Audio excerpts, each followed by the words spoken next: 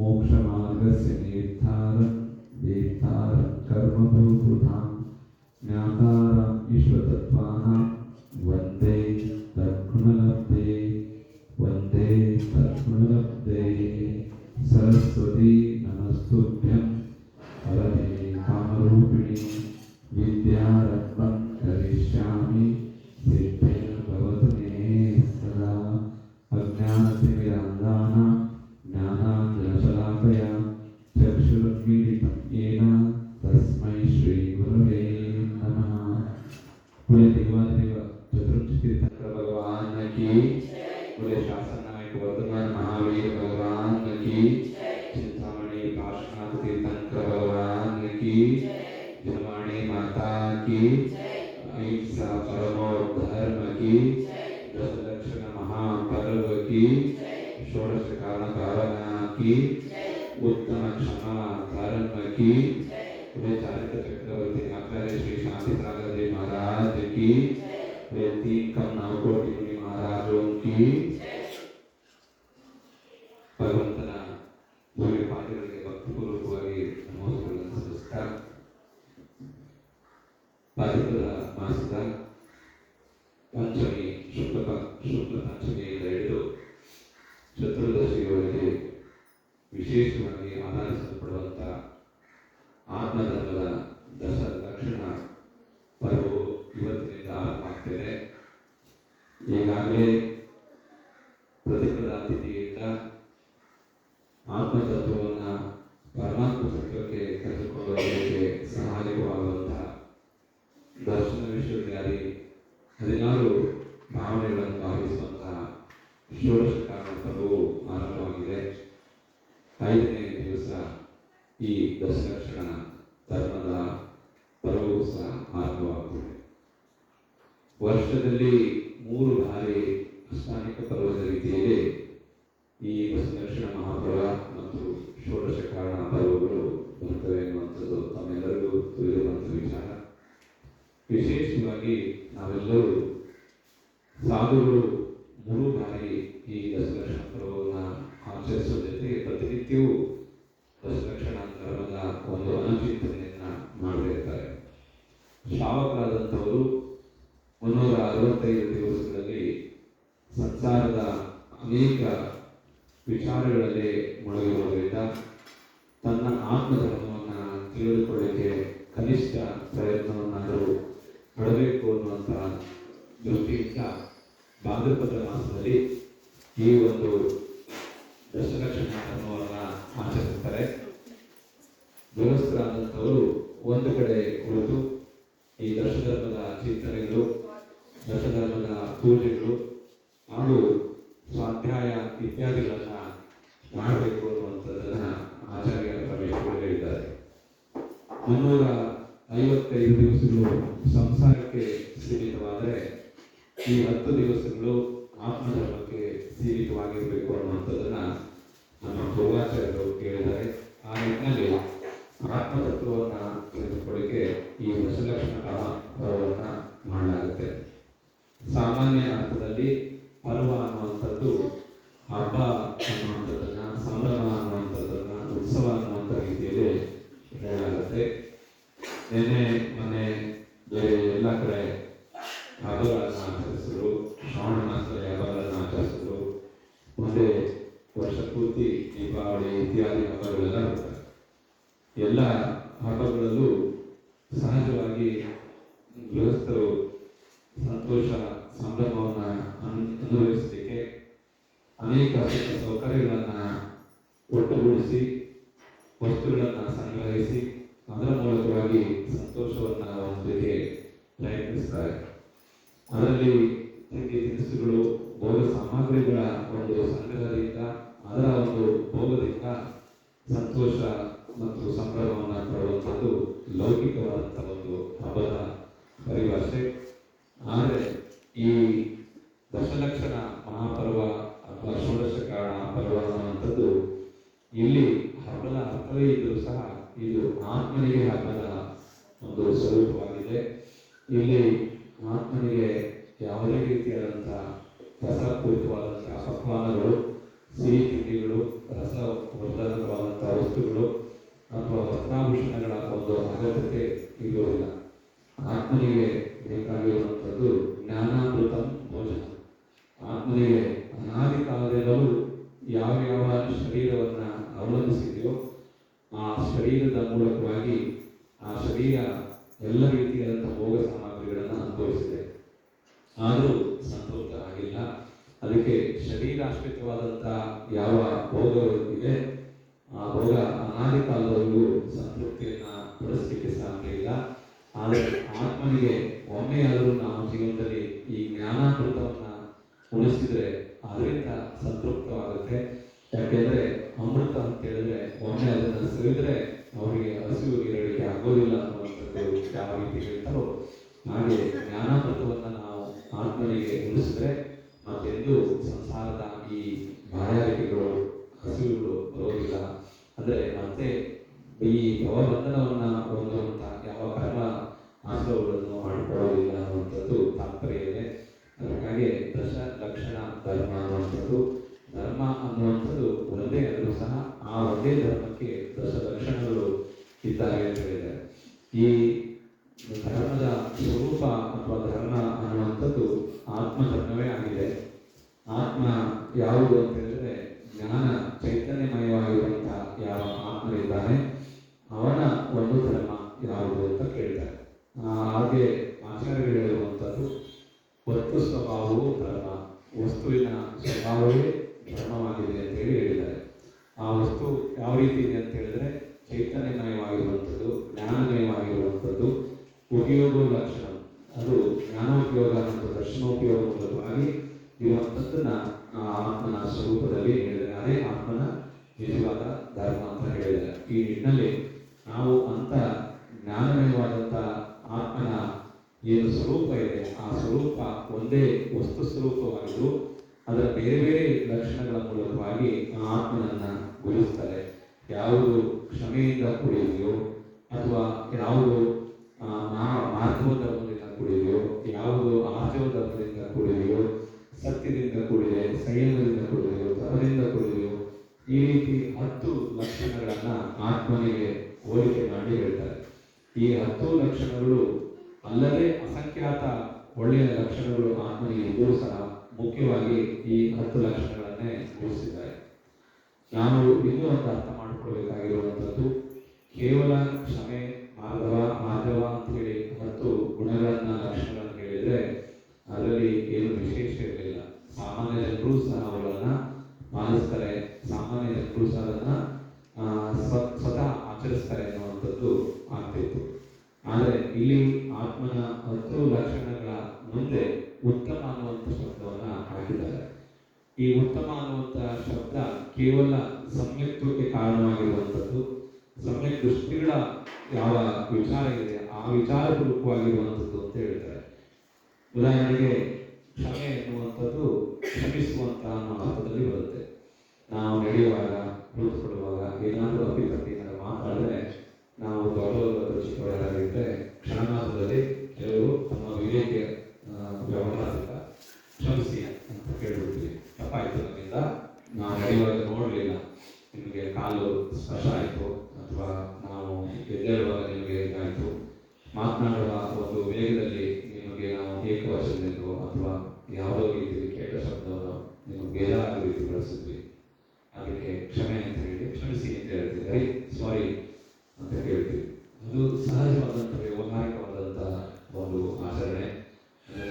ಇಂಗ್ಲಿಷ್ನಲ್ಲಿ common sense ಅಂತ ಹೇಳ್ತಾರೆ. ಅದು ವಿವೇಕತನ. ಯಾರೇ ಆಗಲಿ, ದೊಡ್ಡವರು ಚಿಕ್ಕವರು, ಬುದ್ಧಿವಂತರು ದಡ್ಡರು ಅನ್ನುವಂಥದ್ದಲ್ಲ. ಸಾಮಾನ್ಯ ಜನ ಯಾರೇ ಇದ್ರೂ ಸಹ ಅದು ಅಲ್ಲಿಂದ ಯಾವುದೇ ರೀತಿ ಗೊತ್ತಾಗದೇ ಆದರೆ ಅದನ್ನು ತಕ್ಷಣ ಮಾತ್ರಕ್ಕೆ ಕ್ಷಮೆ ಅನ್ನುವಂಥದ್ದನ್ನ ಕೇಳಬೇಕು ಅನ್ನುವಂಥದ್ದು, ಹಾಗೆ ಕ್ಷಮೆ ಅನ್ನುವಂಥದ್ದನ್ನು ಕೊಡಬೇಕು ಅನ್ನುವಂಥದ್ದು.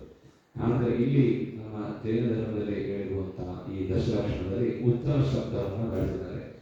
ಅನಾದಿ ಕಾಲದಲ್ಲೂ ಈ ಆತ್ಮನಿಗೆ ಅಂಟುಕೊಳ್ತಿರುವಂತಹ ಯಾವ ದೋಷಗಳು ಅಂತ ಹೇಳಿದ್ರೆ ಈ ಕ್ರೋಧ, ಮಾಯ, ಲೋಭ, ಈ 4 ಕಷಾಯಗಳ ಕಾರಣದಿಂದಲೇ ಸಾಮಾನ್ಯ ದೃಷ್ಟಿಯಲ್ಲಿ ಕಳೆದು ಹೋಗಬೇಕಾಗಿದ್ದಂತಹ ವಿಚಾರಗಳು ಸಹ ಆತ್ಮ ಪ್ರದೇಶದಲ್ಲಿ ಅಂಟುಕೊಂಡು ಈ ಭಾವ ಅಲ್ಲದೆ ಪರಭಾವದಲ್ಲೂ ಭವಭಾವದಲ್ಲೂ ನಾವು ಆ ಕ್ರೋಧಾದಿ ಕಷಾಯಗಳ ವಿಪರೀತ ಫಲವನ್ನು ನಾವು ಅನುಭವಿಸುವ ಮೂಲಕವಾಗಿ ಅದನ್ನ ಮುಂದುವರಿಸಿಕೊಂಡು ಹೋಗ್ತಾ ಇದ್ವಿ. ಅಂದ್ರೆ ಆ ಕ್ಷಣದಲ್ಲಿ ಅದು ಮುಗಿದು ಹೋಗ್ತಿತ್ತು, ಆದ್ರೆ ನಾವು ಅದನ್ನ ಬೆಳೆಸ್ಕೊಂಡು ಬಂದ್ವಿ. ಹಾಗಾಗಿ ಭವರೋಧದಲ್ಲೂ ಆ ಕ್ರೋಧಾದಿ ಕಷಾಯಗಳ ಒಂದು ಪರಿಣತಿಯನ್ನ ಅನುಭವಿಸ್ತಿದ್ವಿ. ಅದಕ್ಕೋಸ್ಕರ ಈ ಕ್ರೋಧಾದಿ ಕಷಾಯಗಳಿಂದ ಆಗುವಂತಹ ವಿಪರೀತ ವೃತ್ತಿ ಯಾವುದಿದೆ ಅದನ್ನ ಕ್ಷಣ ಮಾತ್ರದಲ್ಲೇ ಬಿಡಬೇಕು. ಕ್ಷಣ ಮಾತ್ರದಲ್ಲಿ ನಾವು ಅದನ್ನ ತ್ಯಾಗ ಮಾಡಬೇಕು. ಜೊತೆಗೆ ಆ ವಿಚಾರವನ್ನ ವಿಕಲ್ಪವನ್ನ ತಕ್ಷಣಕ್ಕೆ ನಾವು ಮರೆತು ಬಿಡಬೇಕು. ಯಾವುದೇ ಕಾರಣಕ್ಕನ್ನ ನೆನಪಿಟ್ಕೊಳ್ಬಾರ್ದು ಅನ್ನುವಂಥದ್ದನ್ನ ಆಚಾರ್ಯ ಪರಮೇಶ್ವರ ಹೇಳ್ತಾರೆ.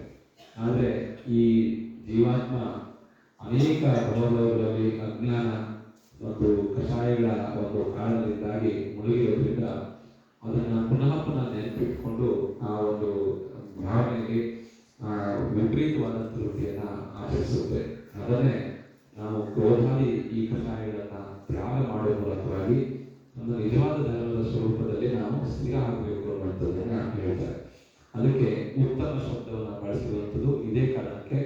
ಉತ್ತಮ ಅಂತ ಹೇಳಿದ್ರೆ ಸಮ್ಯಕ್ ಪೂರ್ವಕವಾದಂಥವನು, ಸಮ್ಯಕ್ ದೃಷ್ಟಿಯಾದಂಥವನು, ನಿಜವಾಗಿಯೂ ಧರ್ಮಶಾಸ್ತ್ರಗಳನ್ನ ತಿಳಿದಂಥವನು, ಯಾವುದೇ ಒಂದು ಪ್ರಸಂಗದಲ್ಲೂ ಸಹ ತನ್ನ ನಿಜ ವೃತ್ತಿಯನ್ನ ಬಿಡದೇ ಇರುವಂಥವನಿಗೆ ಅದಕ್ಕೆ ಉತ್ತಮ ಕ್ಷಮ ಅಥವಾ ಉತ್ತಮ ಮಾರ್ಗವಾದ ಧರ್ಮವನ್ನು ಹೊಂದಿರುವನು ಅಂತ ಹೇಳಿ ಹೇಳ್ತಾರೆ. ಆ ನಿಟ್ಟಿನಲ್ಲಿ ಆ ಉತ್ತಮ ಶಬ್ದದ ಬಳಕೆ ಯಾವಾಗ ಅಂತ ಹೇಳಿದ್ರೆ ಅದನ್ನು ಪುನಃ ಆ ಪ್ರವೃತ್ತಿಯಿಂದ ಮುಂದೆ ಬೆಳೆಸ್ಕೊಳ್ಳದೆ ನಾವು ಅದೇ ಕ್ಷಣದಲ್ಲಿ ಅದೇ ಸಮಯದಲ್ಲಿ ತ್ಯಾಗ ಮಾಡುವಂಥದ್ದು. ಕ್ರೋಧದ ಸಂದರ್ಭ ಬಂತು, ಘಟನೆ ನಡೆಯಿತು, ಆದರೆ ಅದು ನಂದು ತಪ್ಪು ಅವ್ರದ್ದು ತಪ್ಪು ಅನ್ನುವಂಥ ವಿಮರ್ಶೆ ಮಾಡಿದ್ರೆ ಆ ಕ್ಷಣ ಮಾತ್ರದಲ್ಲಿ ನಾವು ಕ್ಷಮೆಯನ್ನ ಕೇಳಿ ಹಾಗೆ ನಾವು ಒಂದು ಕ್ಷಮೆಯನ್ನ ಕೊಡುವ ಮೂಲಕವಾಗಿ ಆ ವಿಪರೀತ ರೀತಿಯ ಘಟನೆಯನ್ನ ಮರೆತು ಬಿಡುವಂಥದ್ದು ಉತ್ತಮವಾದಂತಹ ಕ್ಷಮೆ ಅಂತ ಹೇಳ್ತಾರೆ. ಅದನ್ನ ಯಾರು ತಪ್ಪು ಸರಿ ಅನ್ನುವಂಥ ವಿಮರ್ಶೆ ಮಾಡಬಾರ್ದು. ಅದು ತಪ್ಪು ಅಂತ ಹೇಳಿದ್ರೆ ಎರಡೂ ಕಡೆಯಿಂದ ಅದನ್ನ ಕ್ಷಮೆ ಮಾಡಬೇಕು ಅನ್ನುವಂಥದ್ದೇ ಉತ್ತಮ ಕ್ಷಮಾಧರ್ಮ ಆಗಿದೆ. ಆ ನಿಟ್ಟಿನಲ್ಲಿ ಕ್ಷ ಅನ್ನುವಂಥದ್ದೇ ಕ್ಷ ಅಂತ ಹೇಳಿದ್ರೆ ಕ್ಷಯಿಸುವಂಥದ್ದು, ಕ್ಷಯ ಆಗುವಂಥದ್ದು, ಶೂನ್ಯ ಆಗುವಂಥದ್ದು. ಯಾವುದು ಶೂನ್ಯ ಅಂತ ಹೇಳಿದ್ರೆ ಅಲ್ಲಿ ಕಷಾಯ ಶೂನ್ಯವಾಗುವಂಥದ್ದು. ಒಂದು ಕಿಂಚಿತ್ತು ಅನಂತಾನದಲ್ಲಿ, ಅಪ್ರತ್ಯಾಖ್ಯಾನದಲ್ಲಿ, ಪ್ರತ್ಯಾಖ್ಯಾನದಲ್ಲಿ ಹಾಗೂ ಸಂಜಮನ, ಈ ರೀತಿಯಾಗಿ ಈ 4 ಪ್ರಕಾರದಲ್ಲಿ ಈ ಕ್ರೋಧ ಕಷಾಯಗಳು ಅಂಟಿಕೊಳ್ಳುತ್ತೆ. ಈ ಕ್ರೋಧ ಕಷಾಯ ಈ 4 ಪ್ರಕಾರದಲ್ಲಿ ಅಂಟಿಕೊಳ್ಳುವಂಥದ್ದನ್ನ, ಆಶ್ರಯವಾಗುವಂಥದ್ದನ್ನ ಕಿಂಚಿತ್ತು ಅದನ್ನ ನಮ್ಮ ನಾಮ ಪ್ರದೇಶಕ್ಕೆ ಅಂಟಿಕೊಳ್ಳೋ ರೀತಿಯಲ್ಲಿ ಕ್ಷ ಅದನ್ನ ಕ್ಷಾಯ ಮಾಡುವಂಥದ್ದು, ಕ್ಷಯ ಮಾಡುವಂಥದ್ದು, ಅಂಟಿಸ್ಕೊಳ್ಳದೆ ಇರುವಂಥದ್ದೇ ನಿಜವಾದಂತಹ ಕ್ಷಮ. ಹಾಗಾಗಿ ನಾವು ಸಾಮಾನ್ಯ ಶಬ್ದದಲ್ಲಿ ತಾಳ್ಮೆ, ಸಹನೆ ಇತ್ಯಾದಿ ಶಬ್ದಗಳು ಹೇಳ್ತೀವಿ. ಅದಕ್ಕೆ ಈ ದಶಲಕ್ಷಣ ಧರ್ಮಗಳನ್ನ ಸೂಕ್ಷ್ಮವಾಗಿ ಗಮನಿಸಿದ್ರೆ ಸಾಂಸಾರಿಕ ಜೀವಿಗಳಾದಂತಹ ಗೃಹಸ್ಥರು ಇದನ್ನ ಸಂಪೂರ್ಣ ರೀತಿಯಲ್ಲಿ ಪಾಲಿಸಲಿಕ್ಕೆ ಕಷ್ಟ ಆಗುತ್ತೆ. ಅದಕ್ಕಾಗಿಯೇ ಈ ದಶಲಕ್ಷಣ ಧರ್ಮವನ್ನ ಸಂಪೂರ್ಣ ರೀತಿಯಲ್ಲಿ ಪಾಲಿಸಲಿಕ್ಕೆ ಯತಿಗಳು ಅಥವಾ ಮುನಿಗಳು ಆದಂಥವರು ಪಾಲಿಸಲೇಬೇಕು ಅನ್ನುವಂಥದ್ದು ಅವರಿಗೆ ಕಡ್ಡಾಯ ಮಾಡಿ ಈ ದಶ ಧರ್ಮಗಳನ್ನ ಕನಿಷ್ಠ ವರ್ಷದ 10 ದಿವಸಗಳಾದರೂ ಚಿಂತನೆ ಮಾಡಬೇಕು, ಅವರ ಬಗ್ಗೆ ತಿಳ್ಕೊಳ್ಬೇಕು ಅಂತೇಳಿ ಗೃಹಸ್ಥರಿಗೆ ಹೇಳಿದ. ಈ ಸ್ವಭಾವಗಳನ್ನ ನಾವು ಯಾವಾಗಲೂ ಪಾಲಿಸಬೇಕು. ಆದರೆ ಕನಿಷ್ಠ ಪರ್ವದಿನಗಳಲ್ಲಾದರೂ ನಮ್ಮಿಂದ ಆಗುವಂತಹ ಆಹಾರ ಹಿಂಸೆ, ಉದ್ಯೋಗ ಹಿಂಸೆ, ಸಂಕಲ್ಪ ಹಿಂಸೆ ಮೂಲಕವಾಗುವಂತಹ ಈ ಕ್ರೋಧಾದಿ ಕಷಾಯಗಳ ಕಾರಣದಿಂದ ಆಗಿರುವಂತಹ ಯಾವ ಆಶ್ರಯ ಇದೆ ಅದನ್ನ ತಪ್ಪಿಸಬೇಕು ಅಂತ ಹೇಳಿ ಈ ಪುಣ್ಯಾಶ್ರಮ ರೀತಿಯಲ್ಲಿ ನಾವು ಅದನ್ನ ಬಂಧ ಮಾಡ್ಕೋಬೇಕು. ಸಂವರ ಅಂದ್ರೆ ಈ ದಶಲಕ್ಷಣ ಧರ್ಮಗಳನ್ನ 9ನೇ ಅಧ್ಯಾಯದಲ್ಲಿ ದಶಧರ್ಮ ಪ್ರವೃತ್ತಿ ಸಮಿತಿ ಧರ್ಮ ಅನುಪ್ರೇಕ್ಷಾ ಪರಿಶೀಲನೆ ಚಾರಿತ್ರೆ ಅಂತ ಹೇಳಿ ಈ ಸಂವಾದ ಮಾಡಿಕೊಳ್ಳುವಂತಹ ಸಂದರ್ಭದಲ್ಲಿ ಈ ಧರ್ಮದ ಬಗ್ಗೆ ಹೇಳಿದ್ದಾರೆ. ಅಂದರೆ ಯಾವುದೇ ಒಂದು ಕಾರಣ ಹೊಸದಾಗಿ ಬರದ ರೀತಿಯಲ್ಲಿ ತಡೆಯುವಂಥದ್ದು, ರಕ್ಷಣೆ. ನಮಗೆ ಹೊಸದಾಗಿ ಯಾವುದೂ ಬೇಡ. ನಾವು ಈಗ ಒಂದು ಊರಿಗೆ ಒಂದು ಕೋಟೆ ಕಟ್ಟಿರ್ತೀವಿ, ಹಾಗೆ ಅದರೊಳಗೆ ಯಾರು ಬರಬಾರದು, ಒಳಗೆ ರಕ್ಷಣೆ ಆಗಬೇಕು, ಹೊರಗಿನವರು ಯಾರು ಅದಕ್ಕೆ ಬಂದು ಪ್ರವೇಶ ಮಾಡಬಾರದು ಅನ್ನುವಂಥದಕ್ಕೋಸ್ಕರ ಇರುವಂಥದ್ದು. ಅದು ಸಂವರ, ರಕ್ಷಣೆ ಮಾಡಿಕೊಳ್ಳುವಂಥದ್ದು ಅಂತ ಹೇಳ್ತಾರೆ. ಅದಕ್ಕೆ ಅದನ್ನು ಸುಲಭ ಅರ್ಥದಲ್ಲಿ ನಾವು ಹೇಳ್ತೀವಿ. ಸಂವರದ ಒಂದು ಸುಲಭ ಅರ್ಥ ಯಾವುದು ಅಂತ ಹೇಳಿದ್ರೆ ಅದು ಧರ್ಮ. ಧರ್ಮ ಅಂತ ಹೇಳಿದ್ರೆ ರಕ್ಷಣೆ ಮಾಡಿಕೊಳ್ಳುವಂಥದ್ದು ಅಥವಾ ಧರಿಸ್ಕೊಳ್ಳುವಂಥದ್ದು. ನಾವು ಬಟ್ಟೆಯನ್ನು ಯಾಕೆ ಕೊಡ್ತೀವಿ? ಬಟ್ಟೆಯನ್ನು ಯಾಕೆ ಕೊಡ್ತೀವಿ ಅಂತ ಹೇಳಿದ್ರೆ ಅಲಂಕಾರಕ್ಕೋಸ್ಕರ ಬಟ್ಟೆ ಕೊಡೋದಿಲ್ಲ. ಬಟ್ಟೆಯನ್ನು ಯಾಕೆ ಕೊಡ್ತೀವಿ ಅಂತ ಹೇಳಿದ್ರೆ ಶರೀರವು ಪ್ರಕೃತಿಯ ಯಾವುದೇ ಒಂದು ವಾತಾವರಣಕ್ಕೂ ಅದರಿಂದ ತೊಂದರೆ ಆಗಬಾರ್ದು ಅಂತ. ಈಗ ಶೀತ ಥಂಡಿ ಇದ್ರೆ ಥಂಡಿಯಿಂದ ರಕ್ಷಣೆ ಮಾಡ್ಕೊಳ್ಳಿಕ್ಕೆ ನಾವು ಬೇರೆ ಬಟ್ಟೆಯನ್ನ ಧಾರಣೆ ಮಾಡ್ತೀವಿ. ಹಾಗೆ ಬೇಸಿಗೆ ಇದ್ರೆ ಬಿಸಿಲಿದ್ರೆ ಬಿಸಿಲಿಂದಲೂ ಶರೀರ ರಕ್ಷಣೆ ಮಾಡ್ಕೊಳ್ಳಿಕ್ಕೆ ವಸ್ತ್ರವನ್ನು ನಾವು ಧಾರಣೆ ಮಾಡ್ಕೊಳ್ತೀವಿ. ಅದಿಲ್ಲದೆ ಇದ್ರೆ ಏನಾಗುತ್ತೆ ಅಂತ ಹೇಳಿದ್ರೆ ಶರೀರದ ಮೇಲೆ ಆ ಪ್ರಕೃತಿಯ ಒಂದು ಪರಿಣಾಮ ಆಗುತ್ತೆ. ಆ ಪರಿಣಾಮದಿಂದ ಏನಾಗ್ಬೋದು, ಕಾಯಿಲೆಗಳು ಅಥವಾ ರೋಗ ರುಜಿನಗಳು ಹೆಚ್ಚು ಕಮ್ಮಿ ಆಗ್ಬೋದು. ಅದಕ್ಕೋಸ್ಕರ ನಾವು ವಸ್ತ್ರವನ್ನ ಸಾಮಾನ್ಯ ಭಾಷೆಗಳಾದ್ರೆ ನಾವು ವಸ್ತ್ರವನ್ನ ಧಾರಣೆ ಮಾಡ್ತೀವಿ, ವಸ್ತ್ರ ಧಾರಣೆ ಅಂತ ಹೇಳ್ತೀವಿ. ಹಾಗೆ ಸಂವರ ಅಂತ ಹೇಳುವಂಥದ್ದನ್ನು ಸಹ ಅದನ್ನ ಧರ್ಮದ ಪರಿಭಾಷೆ ಹೇಳುವಾಗ ಧರ್ಮ ಅಂತ ಹೇಳಿದ್ರೆ ಏನಂದ್ರೆ ಧಾರಯತಿ ಇತಿ ಧರ್ಮ, ಯಾವ ಧರಿಸಲ್ಪಡುತ್ತದೆಯೋ ಅದನ್ನ ಧರ್ಮ ಅಂತ ಹೇಳಿ ಕರೆಸ್ತಾರೆ. ಆ ಧರ್ಮ ಯಾವುದಕ್ಕೆ ಧರಿಸುವಂಥದ್ದು, ಯಾವುದಕ್ಕೆ ಧಾರಣೆ ಮಾಡ್ತಿರ್ತೇವೆ, ನಮ್ಮ ಆತ್ಮೋಪದೇಶಕ್ಕೆ ನಾವು ಧರ್ಮವನ್ನ ಧಾರಣೆ ಮಾಡ್ತೀವಿ. ನಮ್ಮ ಆತ್ಮ ಪರಿಶುದ್ಧವಾಗೇ ಇದ್ದಾನೆ, ಆದರೂ ಆ ಆತ್ಮೋಪದೇಶಕ್ಕೆ ಬೇರೆ ಯಾವುದೇ ರೀತಿಯಾದಂತಹ ಕ್ರೋಧಾದಿ ಕಷಾಯಗಳ ಪರಿಣಾಮಗಳು ಬಂದು ಅಂಟುಕೊಳ್ಳಬಾರದು, ಅದರಿಂದ ನಮಗೆ ತೊಂದರೆ ಆಗಬಾರ್ದು, ರಕ್ಷಣೆ ಆಗಬೇಕು, ಆತ್ಮರಕ್ಷಣೆ ಆಗಬೇಕು ಅನ್ನುವಂಥ ಉದ್ದೇಶದಿಂದ ಧರ್ಮ ಅನ್ನುವಂಥ ಸಂವರ ಭಾವನೆಯನ್ನು ನಾವು ಧಾರಣೆ ಮಾಡಬೇಕು ಅಂತೇಳಿ ಆಚಾರ್ಯ ರಾಜಮಾರ್ತಿಕದಲ್ಲಿ ತತ್ವ ಸರ್ವಾರ್ಥ ಸ್ಥಿತಿಯಲ್ಲಿ ಇತ್ಯಾದಿ ಗ್ರಂಥಗಳಲ್ಲಿ ಆಚಾರ್ಯ ಪರಮೇಶ್ವರರು ಹೇಳಿದ್ದಾರೆ. ಆ ನಿಟ್ಟಿನಲ್ಲಿ ನಾವು ಧರ್ಮ ಅನ್ನುವಂಥದ್ದು ಆತ್ಮರಕ್ಷಣೆಗಾಗಿ ಯಾವುದೇ ನೂತನವಾದಂತಹ ಕರ್ಮಗಳ ಆಶ್ರಮ ಆಗದೇ ಇರಲಿ, ಬಂಧ ಆಗದೇ ಇರಲಿ ಅನ್ನುವಂಥ ಉದ್ದೇಶಕ್ಕೋಸ್ಕರ ಈ ಧರ್ಮವನ್ನು ಧಾರಣೆ ಮಾಡ್ತೀವಿ. ಆ ಧರ್ಮದ ಸ್ವರೂಪಗಳಲ್ಲಿ ಈ ಉತ್ತಮ ಕ್ಷಮಾದಿ ದಶ ಧರ್ಮಗಳು ಅಂತ ಹೇಳ್ತಾರೆ. ಅದಕ್ಕೆ ಮೊದಲನೇ ಧರ್ಮ ಉತ್ತಮ ಕ್ಷಮಾಧರ್ಮ. ಅದು ಕ್ರೋಧದ ಅಭಾವದಿಂದ ನಿಜಸ್ಥಿತಿ ಯಾವುದಿರುತ್ತದೋ ಅದಕ್ಕೆ ಕ್ಷಮ ಅಂತ ಹೇಳ್ತಾರೆ. ಸಾಮಾನ್ಯವಾಗಿ ನಾವುಗಳು ಮನವಶನ ಕಾಯಿಗಳಿಂದ ಅನೇಕ ವ್ಯವಹಾರಗಳಲ್ಲಿ ಕ್ರೋಧದ ಅಥವಾ ಸಿಟ್ಟು ಕೋಪ ಉಂಟಾಗುವಂತಹ ಪರಿಸ್ಥಿತಿಯನ್ನು ನಾವು ಎದುರಿಸ್ತೀವಿ. ನಮ್ಮಿಂದಲೂ ಸಹ ಕೋಪ ಆಗುತ್ತೆ, ಎದುರುಗಳಿದ್ದವರಿದ್ದರೂ ಸಹ ಕೋಪ ಪರಿಸ್ಥಿತಿ ಉಂಟಾಗಬಹುದು. ಆದರೆ ನಾವು ಯಾವುದಕ್ಕೆ ಸ್ಪಂದಿಸ್ತೀವಿ ಅನ್ನುವಂಥದ್ದು ಮುಖ್ಯ. ಕ್ರೋಧದ ಸನ್ನಿವೇಶಕ್ಕೆ ನಾವು ಸ್ಪಂದಿಸಿ ಕರ್ಮಾಸ್ತ್ರವನ್ನು ಮಾಡಿಕೊಳ್ಳದೆ ಕ್ಷಮೆಯನ್ನ ಆ ಸಮಯದಲ್ಲಿ ಧಾರಣೆ ಮಾಡಿ ನಮಗೂ ಅವ್ರಿಗೂ ಆತ್ಮರಕ್ಷಣೆ ಮತ್ತೆ ಪರರಕ್ಷಣೆ. ನಾವು ಕೋಪ ಮಾಡಿಕೊಂಡು ನಾವು ಅವರಿಗೆ ಏನಾದರೂ ಪ್ರತಿಕ್ರಿಯೆ ಕೊಟ್ಟರೆ ಎದುರುಗಳಿದ್ದವರು ಸಹ ಅದಕ್ಕೆ ಪ್ರತಿಕ್ರಿಯೆ ಪೂರ್ವಕವಾಗಿ ಕ್ರೋಧವನ್ನ ಅಥವಾ ಸಿಟ್ಟನ್ನ ಮಾಡ್ತಾರೆ. ಹಾಗಾಗಿ ಒಂದು ವೇಳೆ ನಮಗೇ ತೊಂದರೆ ಆದರೂ ಸಹ ನಾವು ಅದನ್ನ ತಪ್ಪು ತಿಳಿದೆ ಕ್ಷಮೆಯನ್ನು ಕೊಟ್ಟು ಇರಲಿ ಪರವಾಗಿಲ್ಲ, ಅಜ್ಞಾನದಿಂದ ಅದು ತಪ್ಪಿನಿಂದ ಆಗಿದೆ, ನಾನು ಕ್ಷಮಿಸ್ತೀನಿ ಅಂತ ಹೇಳಿ ನಾವು ದೊಡ್ಡ ಮನಸ್ಸಿನಿಂದ ನಾವೇನಾದರೂ ಆ ಸಮಯದಲ್ಲಿ ಕ್ಷಮೆಯನ್ನು ಧರಿಸಿದ್ರೆ ಎದುರಿರುವ ವ್ಯಕ್ತಿಗೂ ಸಹ ಅದನ್ನ ಪರಿಸ್ಥಿತಿಯನ್ನು ಬೆಳೆಸಿದ್ರೆ ನನಗೆ ಮುಗಿಸ್ಲಿಕ್ಕೆ ಸಾಧ್ಯ ಇರುತ್ತೆ. ಒಂದು ವೇಳೆ ಆ ಕ್ರೋಧದ ಯಾವ ಪರಿಣಾಮವನ್ನು ಎದುರಿಸಿರುವ ವ್ಯಕ್ತಿ ಒಂದು ವೇಳೆ ಅದನ್ನು ಬೆಳೆಸಿದ್ರೆ ಅದು ಪರಿಸ್ಥಿತಿ ಮುಂದೆ ಹೋಗುತ್ತೆ. ಅದಕ್ಕೆ ಉತ್ತಮವಾದಂತಹ ಉದಾಹರಣೆ ನಮ್ಮೆಲ್ಲರಿಗೂ ಭಗವಾನ್ ಶ್ರೀ ಪಾರ್ಶ್ವನಾಥ ಸ್ವಾಮಿಯ ಮೊದಲನೇ ಭಾವದಲ್ಲಿ ಕಮಟ ಮತ್ತು ಮರುಭೂತಿ ಭಾವದಲ್ಲಿ ಗೊತ್ತಾಗುತ್ತೆ. ಅಲ್ಲಿ ಕಮಟ ಮರುಭೂತಿ ಬಂದು ಕ್ಷಮೆ ಕೇಳಲು, ನನ್ನ ಒಂದು ನಿಮಿತ್ತದಿಂದ ನಿನಗೆ ಅಪಮಾನ ಆಗಿದೆ, ನನ್ನ ಒಂದು ಕಾರಣದಿಂದ ನಿನಗೆ ಶಿಕ್ಷೆ ಆಗಿದೆ, ದಯವಿಟ್ಟು ನೀನು ಇದನ್ನ ಅನ್ಯದ ಭಾವಿಸಬಾರದು, ಇದನ್ನೆಲ್ಲ ಬಿಟ್ಟು ನನಗೆ ಬಾ ಅಂತ ಹೇಳಿ ಕರೆದ್ರು ಆ ಕಮಟ ಯಾವ ಒಂದು ಶಿಲೆಯನ್ನ ಎತ್ತಿ ತಪಸ್ಸನ್ನು ಮಾಡ್ತಾ ಇದ್ದ ಆ ಶಿಲೆಯನ್ನ ಆ ಮರುಭೂತಿ ಮೇಲೆ ಹಾಕಿದಾಗ ಆ ಪಾರ್ಶ್ವನಾಥನ ಜೀವ ಸತ್ತು ಆತನವಾದ ಧ್ಯಾನದ ಮೂಲಕವಾಗಿ ಮುಂದಿನ ಪರ್ಯಾಯಕ್ಕೆ ಹೋಗುತ್ತೆ. ಆದರೆ ಅದು ಆ ಜೀವ ಪ್ರಿಯಂಚ ಪ್ರಾಣಿಗೆ ಹೋದರೂ ಸಹ ತನ್ನ ಒಂದು ತಪ್ಪಿನ ಅರಿವಾಗುತ್ತೆ. ನಾನು ನನ್ನ ಮನೋವಚನ ಕಾಯಿಗಳಿಂದ ಕ್ಷಮೆಯನ್ನ ಕೇಳಿದ್ರು ಆ ಒಂದು ಜೀವ ನನ್ನನ್ನು ಕ್ಷಮಿಸಲಿಲ್ಲ ಅಥವಾ ಕ್ಷಮೆ ಮಾಡಲಿಲ್ಲ, ಇನ್ನೂ ವಿಪರೀತವಾಗಿ ತಿಳ್ಕೊಳ್ತು, ನನ್ನ ವ್ಯವಹಾರದಿಂದ ಅದಕ್ಕೆ ಇನ್ನೂ ನೋವಾಯಿತು. ಇನ್ನು ಮುಂದೆ ನಾನು ಯಾವುದೇ ಕಾರಣಕ್ಕೂ ಆ ಜೀವಕ್ಕೆ ತೊಂದರೆ ಕೊಡುವಾಗಲೂ ಅದನ್ನು ಕ್ಷಮೆ ಕೊಡ್ತೀನಿ, ಇನ್ನು ಮುಂದೆ ಯಾವತ್ತೂ ನಾವು ಕಮಟನ ಜೀವ ಎಲ್ಲೇ ಇರಲಿ ಅದನ್ನು ಕ್ಷಮಿಸ್ತೀನಿ ಅಂತೇಳಿ ಯಾವಾಗ ಆನೆ ಇದ್ದಂಥ ಭಾವದಲ್ಲಿ ಅದು ಧಾರಣೆ ಮಾಡಿಕೊಳ್ಳೋದು, ಅಲ್ಲಿಂದ ಅದರ ಒಂದು ಶುಭ ಪರಿಣಾಮದಿಂದ ಸದ್ಗತಿ ಹೊಂದುತ್ತೆ, ದೇವಗತಿಗೆ ಹೋಗುತ್ತೆ. ನಂತರ ಎಲ್ಲವೂ ಸಹ ಮನುಷ್ಯ ದೇವಗತಿಗೆ ಆ ಪಾರ್ಶ್ವನಾಥನ ಜೀವ ಹೋಗಿ ಕೊನೆಗೆ 10ನೇ ಭಾವದಲ್ಲಿ ಪಾರ್ಶ್ವನಾಥ ತೀರ್ಥರಾಗಿ ಮೋಕ್ಷಕ್ಕೆ ಹೋಗ್ತಾರೆ. ಹಾಗೆ ಅದೇ ಕಮಟ ಆ ಮೊದಲನೇ ಭಾವದಿಂದಲೂ ಪ್ರತಿ ಭಾವದಲ್ಲೂ ಕ್ರೋಧವನ್ನು ಬೆಳೆಸಿಕೊಂಡು ವಿಪರೀತವಾದಂತಹ ವೃತ್ತಿಯನ್ನು ಇಟ್ಕೊಂಡು ವಿಪರೀತವಾದಂತಹ ಏನು ಮನೋವಿಕಾರವನ್ನು ಬೆಳೆಸ್ಕೊಂಡು ಹೋಗಿದ್ದರಿಂದ ಅದು ತ್ರಿಯಂಚ ಪರ್ಯಾಯ ನರಕ ಪರ್ಯಾಯ, ತ್ರಿಯಂಚ ಪರ್ಯಾಯ ನರಕ ಪರ್ಯಾಯ, ಮನುಷ್ಯ ಪರ್ಯಾಯ, ಅದು ಭೂದೇವನಾಗಿ ಹುಟ್ಟುವಂಥ ಅವಸ್ಥೆಯನ್ನು ಬೆಳೆಸ್ಕೊಳ್ತಾ ಹೋಗುತ್ತೆ. ಯಾವತ್ತೂ ಸಹ ಅದು ಸಮ್ಯಕ್ತವನ್ನು ಬೆಳೆಸ್ಕೊಂಡೇ ಇರೋದಿಲ್ಲ. ಆದರೆ ತೀರ್ಥಂಕರ ಒಂದು ಪಾದಮೂಲದ ಕಾರಣದಿಂದಾಗಿ ಪಾಶ್ಚಾತ್ಯ ಜೀವ ಯಾವಾಗ ಅರಿಹಂತರ ಆಗ್ತದೆ, ಕೇವಲ ಜ್ಞಾನವನ್ನು ಪ್ರಾಪ್ತಿ ಮಾಡಿಕೊಳ್ಳೋದು, ಆವಾಗ ಅವರ ಪಾದಮೂಲದಲ್ಲಿ ಕ್ಷಮೆಯನ್ನು ಕೇಳಿ ಅದು ಸದ್ಗತಿಯನ್ನು ಹೊಂದಿತು. ಸಂಯುಕ್ತಪೂರ್ವಕವಾಗಿ ನರಕಕ್ಕೆ ಹೋದರೂ ಸಹ ಸಂಯುಕ್ತಪೂರ್ವಕವಾಗಿ ಹೋಯಿತು ಅಂತ ಹೇಳಿ ಪಾಶ್ಚಾತ್ಯ ಪುರಾಣದಲ್ಲಿ ಉಲ್ಲೇಖ ಬರುತ್ತೆ. ಆ ನಿಟ್ಟಿನಲ್ಲಿ ನಾವುಗಳು ಅನೇಕ ಉದಾಹರಣೆಗಳನ್ನು ಸಂಸಾರದಲ್ಲಿ ನೋಡಬಹುದು. ಅಂದರೆ ತಿಳ್ಕೊಳ್ಬೇಕಾಗಿರುವಂಥ ನಾವು ವಿಚಾರಗಳಿಷ್ಟೇ. ಯಾವುದೇ ವ್ಯಕ್ತಿ ಇರ್ಬೋದು, ದೊಡ್ಡವರು ಚಿಕ್ಕವರು ಅನ್ನುವಂಥ ವ್ಯವಹಾರವಿಲ್ಲದೆ ನಾವು ಯಾರೇ ತಪ್ಪು ಮಾಡಿ ಅವರನ್ನು ಕ್ಷಮಿಸುವ ಗುಣ ಇರಬೇಕು. ಹಾಗೆ ನಾವು ಸಹ ಕ್ಷಮೆಯನ್ನು ಕೇಳುವ ಪ್ರವೃತ್ತಿಯನ್ನು ಇಟ್ಕೊಂಡಿರಬೇಕು. ಅದಕ್ಕೆ ಕ್ಷಮೆಯನ್ನು ದಾನ ಅಂತ ಹೇಳ್ತಾರೆ. ಬೇರೆ ಮಾನ, ಮಾರ್ಧವ, ಅಥವಾ ಆರ್ಜವ, ಶೌಚ ಇದನ್ನು ದಾನ ಅಂತ ಹೇಳಿಲ್ಲ. ಕ್ಷಮೆಯನ್ನು ಮಾತ್ರ ದಾನ ಅಂತ ಹೇಳಿದ್ರೆ ಕ್ಷಮಾದಾನ.